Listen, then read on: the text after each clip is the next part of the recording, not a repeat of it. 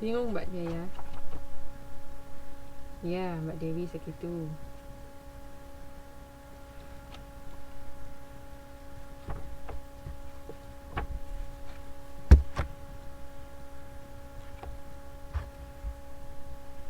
Iya, silakan. Gitu ya. Mbak Aya pelan-pelan ngitungnya. Jumlahnya segitu. 116.000 sekian. Itu gajinya. Iya, heeh. Yang D jawabannya.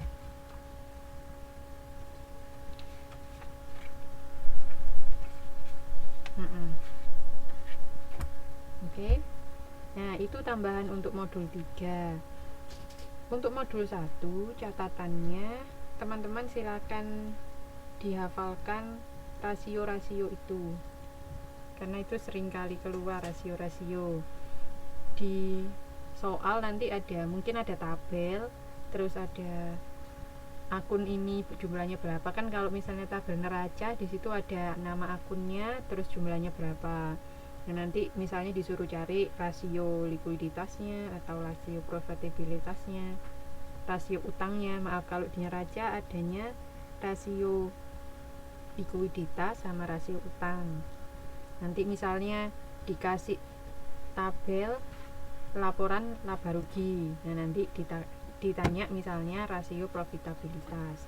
Jadi untuk modul 1 teman-teman silakan dihafalkan rasio-rasionya, halaman 148 149 ya, 148 149. Terus kalau di modul 2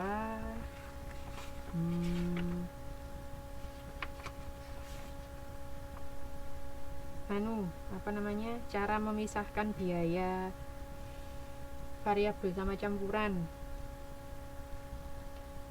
Kalau tidak salah dulu pernah ada gambar, cuma ada gambarnya aja, terus teman-teman cari dari gambar itu berapa biaya tetapnya, berapa biaya variabelnya. Teman-teman bisa cari kalau cuma gambar tok.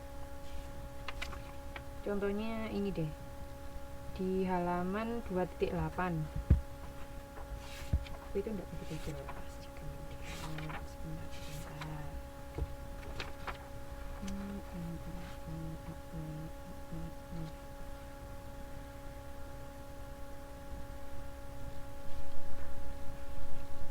Di 2.8, tapi itu angkanya enggak begitu jelas ya. Gambarnya nanti kira-kira seperti itu. Jadi ada unsur biaya tetap, ada garis biaya tetap, ada garis biaya variabel. Nanti berapa biaya tetapnya itu berarti garis yang lurus, yang horizontal lurus, itu punyanya biaya tetap. Besarnya biaya tetap adalah sebesar itu. Nah, biaya variabelnya baru kita bisa cari dengan beberapa metode.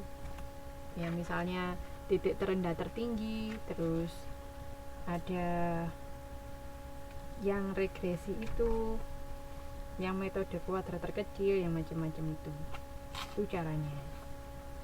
Oke, itu untuk biaya untuk modul 2. Terus di modul 2 juga kita bahas mengenai keputusan.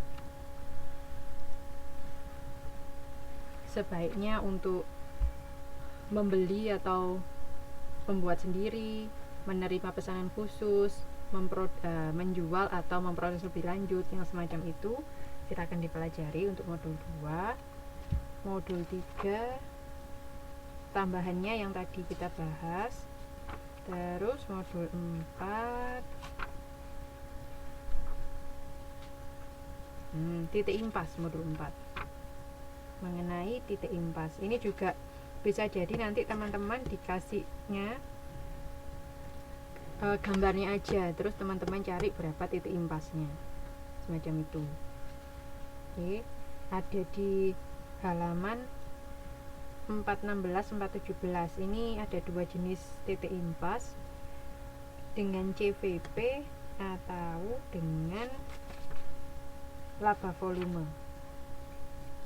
Oke.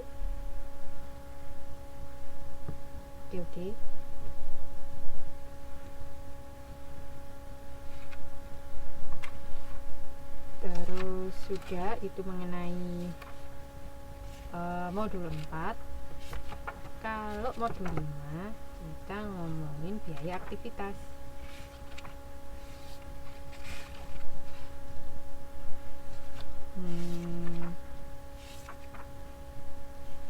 Mengenai kita bahas lagi ternyata di modul 5 tentang jenis keputusan yang membuat atau membeli sendiri, make or buy. Terus mempertahankan atau menghentikan. Diingat-ingat, nggak semua beli itu menguntungkan atau nggak semua membuat sendiri itu menguntungkan. Kita tetap harus menghitung biaya-biaya dan keuntungan yang kita dapatkan jika kita memilih salah satu dari itu. Oke, seperti yang kita pernah bahas, misalnya ada syarat-syarat kalau kita mau memproduksi, menerima pesanan khusus.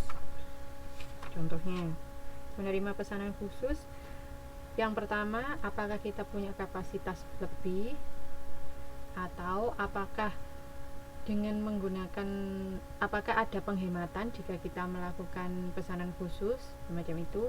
Ada beberapa pertanyaan yang harus kita pertimbangkan. Saya sudah tulis juga di PowerPoint, jadi silakan teman-teman cek lagi untuk modul 5. Juga mengenai menjual atau proses lebih lanjut serta bauran produk. Ini modul 5. Terus modul 6, pusat pertanggungjawaban. Ini sudah ketemu FUF-nya di modul 5. Yang kita bahas berkali-kali dan berkali-kali juga teman-teman bingung. Moga-moga sudah nggak bingung lagi mengenai F dan UF.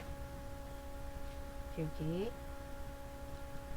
Terus modul 7,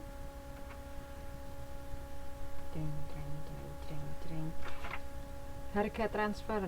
Harga transfer yaitu penjualan di dalam organisasi, penjualan antar departemen, contohnya. Terus keuntungannya apa? Ini ada di modul harga transfer dalam perdagangan internasional. Apa aja keuntungannya sudah dijelaskan di situ, teman-teman perlu tahu. Terus cara menghitungnya, ada beberapa metode. Misalnya harganya sama dengan pasar, maka menggunakan harga pasar. Misalnya ada yang bisa dihemat dari, kalau kita melakukan penjualan internal, maka penghematan apa? Misalnya transportasi bisa dihematkah? Kita bisa, kalau bisa, ayo kita melakukan negotiated transfer price, atau kita bisa melakukan harga transfer dengan bernegosiasi. Terus berapa besar keuntungan bagi pembeli dan berapa besar keuntungan bagi penjual. Oke, ini mengenai harga transfer di modul 7. Di modul 8 ada kos berbasis aktivitas. Ini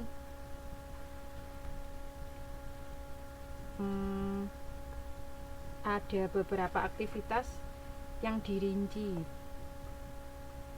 Contohnya dari jam tenaga kerja, punyanya bahan baku juga, itu dirinci di halaman ini. Contohnya 810. Di situ kita sudah bahas gimana caranya kita menghitung overhead per unitnya, harga overhead per unit, terus totalnya berapa, seperti itu, dengan dua metode, volume based cost atau activity based cost.